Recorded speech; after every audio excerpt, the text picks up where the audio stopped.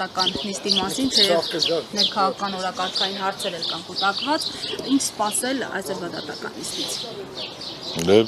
Եթե իրավական առումով նայենք, պետք է Արմենաշությանը ոչ դատապարտված լիներ, ոչ մեղադիալի աթոռին լիներ։ Տեսնենք, առաջ չգնենք, տեսնենք ինչ կլինի, բնականաբար Արմենաշությանը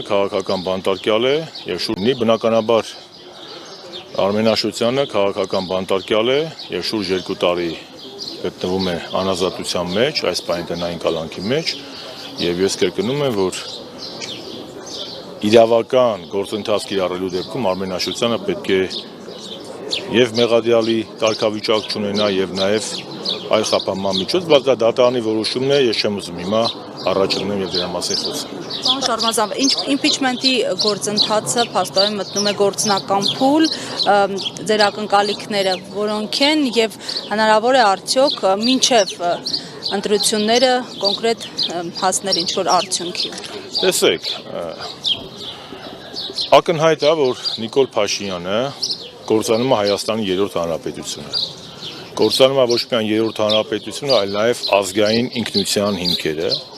Եվ պատահական չի, որ նա այս վերջին մեկ շաբաթվա ընթացքում ինքը եւ իր ամբողջ թիմը հարձակում են սկսել Հայաստանյան Ծառայական եկեղեցու վրա եւ նրա հայրապետի։ Սա պատահական չի։ Սա հարձակում է հայ ինքնության, հարձակում է հայոց պատմության, հարձակում է հայ ազգի նկատմամբ։ Եվ յուրաքանչյուր իրեն հայ համարող ու առաքելական համարող մարդ պետք է կանգնի կաթողիկոսի եւ վեհափառի, վեհարանի եւ մեր եկեղեցու կողքին։ Նիկոլ Փաշինյանը ով է, որ ինքն է առաջարկում կամ պնդում, որ վեհափառը պետք է հրաժարական տա։ Մեր եկեղեցին Սուրբ Թադևոս եւ Բարտողոմեոս առաքյալների կողմից տեսված Քրիստոսի եկեղեցին է, կաթողիկոսը գտնվում է լուսավորչի գահին, կաթողիկոսը աստծոօցիալ է անկախ իր անձից եւ Նիկոլ Փաշինյանը ով է։ Նիկոլ Փաշինյանը ցանկանում է մեր եկեղեցին դարձնել աղանդավորական եւ ուզում է աղանդավորականներով այդ աղանդավորական շարժումներում ատենց էլի, սա ոչ Պավլիկյան շարժում է, Նիկոլ Փաշինյանը նոր Պավլիկյան շարժում լինի, բայց մենք տեսանք Պավլիկյանների հետ Թոնդրակյաններն ինչ տխուր հետևանք ունեցան։ Սա կաթողիկոսի մասով ժողովուրդ ջան, մենք բոլորս պետք է կանգնենք մեր եկեղեցու հետ պետք է անենք, որովհետև այո մենք եկեղեցին դա հավատավոր ժողովուրդն է։ Իսկ Նիկոլ Փաշինյանը կոչ անում, չեմ կարծում որ որևէ հավատավոր քաղաքացի նրա կոչին ընդունի։ Եթե ընդունում է, նշանակում է նրանք ոչ թե հավատավոր քաղաքացին, այլ հայ առաքելական եկեղեցու եւ հայ ազգի հակառակորդներ։ Եվ իրականացնում են ավարտում, հերթով բոլոր պատասխան եւ իրականացնում են այդ Փաշազադեի, Ադրբեջանի, Թուրքիայի օրակարգը։ Նիկոլ Փաշինյանը Հայաստանում իրականացնում է Թուրքիա եւ Ադրբեջանի օրակարգը։ Իմ խոսքն է, կոչն է, որպեսզի բոլորս պինդ կանգնենք մեր կրոնի, մեր ազգային միակ ինստիտուտի մնացած եկեղեցու եւ նրա վեհափառի հետ։ Երկրորդ ինչ վերաբերում է impeachment-ին։ Այո, ավստահության գործընթացը մեկնարկել է եւ մենք տեսնում ենք, որ այլևս ներքաղաքական օրակարգի գլխավոր հարցն է երկու ճանապարհ կա Նիկոլ Փաշինյանից ազատվելու, դու մեկը չհաշվենք, մեկը ավստահություն հայտնելն է, երկրորդը ընտրություններն է։ Ընտրությունից 1 տարի դեռ կա եւ ես մեկ անգամ չէ, որ ձեր եթերներում հարգելի գործընկերներ նշել են, որ հայ ազգի համար յուրաքանչյուր ընդդիմադիր եւ սրտացավ քաղաքացու համար մեծ շռայլություն կլինի, սпасել մինչեւ հունիսի ընտրությունները, թե 1 տարվա ընթացքում Նիկոլ Փաշինյանը ել ինչա հանձնելու։ Պես ընթացքում մենք պետք է իրականացնենք անվստահության գործընթաց։ Սա ոչ թե նոր վարչապետ ընտրելու գործընթաց է, դրա վրա չպետք է կենտրոնանանք։ Սա վարչապետին անվստահություն հայտնելու գործընթաց է, որը պատիվ ունեմ խմբակցությունը այլևս ստորագրել է։ Հայաստան խմբակցությունը իր կարծիքը արտահայտել է եւ նշել է, որ պատրաստ է 28 падգամավորի ստորագրությունը չերիկող տալ եւ կոչ արել կամ առաջարկ արել բանակցությունների, ես կարծում եմ բանակցությունները կլինեն եւ շատ դրական են վերաբերում այդ հայտարարությանը։ Գլոբալ առումով ավարտեմ։ Այլ տարբերակ չկա։ Անվստահության հայտնելու գործընթացը մտել է, ասիկա եթե մենք ուզում ենք, որ այս մեր պետության կործանարար ընթացքը կանգնեցնել, պետք է քայլ անենք։ Այդ քայլը երկու հատ է, մեկը ընտրություններն է, ընտրությունը հունիսի 7-ին է, մի տարի պետք է սպասենք, թե մի հատ վեհափառի վրա հարձակվի, հետո ընտանիքի վրա հարձակվի, հետո Տիգրանաշենը տա, հետո խաղաղության պայմանագիր կոչվող Հայաստանի ադրբեջանացմանը, այն ինչ պետք է անի։ Եվ ես այդ իմաստով կարծում եմ, որ մենք պետք է կենտրոնանանք ոչ թե անձերի վրա, ոչ թե հանրապետականն առաջադրելով է առաջադրել, այլ պետք է կենտրոնանանք անվստահության գործընթացի վրա, սա վարչապետին անվստահության հայտնելու գործընթաց է, որը ըստ համալության պետք է լինի թեկնածու հանուն ազգանուն, որպեսզի մենք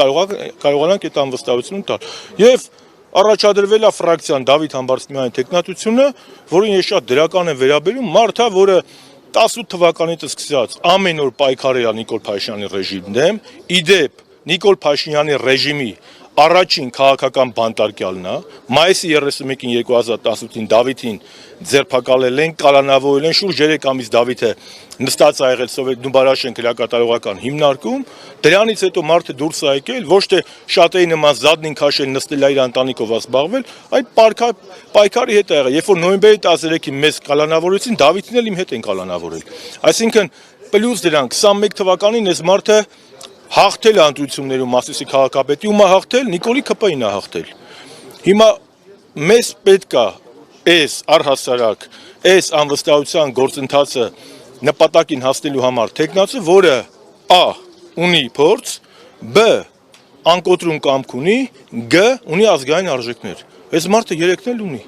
Պարոն Շարմազանov, ԿՊ-ից ասում են, որ մեզ ավելի լավություն, քան հենց Դավիթ Համբարձումյանի թեկնածությունը առաջադրելը չեն կարողանել ու տեսանյութեր են հրապարակում մկահարույց։ Ասա, բա որ լավություն եք անում, այդքեք տեսանյութեր հրապարակում։ Կտեսնենք, էլի ասա, Դավիթ Համբարձումյանի մասնակցությամբ տեսանյութեր են ավելի հրապարակում։ Որ Ասում են, որ տեսանյութը։ սա լավություն էր մեզ։ Դավիթ Համբարձումյանը այդ գործով արդարացվել է։ Գործը կարճվել է, Դավիթ Համբարձումյանը, եթե 18 թվականի Երևանի գործի մասին է, Դավիթ Համբարձումյանը այդ գործով մեղադրյալ չի այլևս։ Այդ մարդու վրա քաղաքական ճնշում են բանացրել։ Նիկոլի ժամանակաշրջանում այլևս այս պահով այդ գործով Դավիթը մեղադրյալ չի։ Մարդը 3 ամիս նստել է, ինքը մեղադրյալ չի այդ գործով։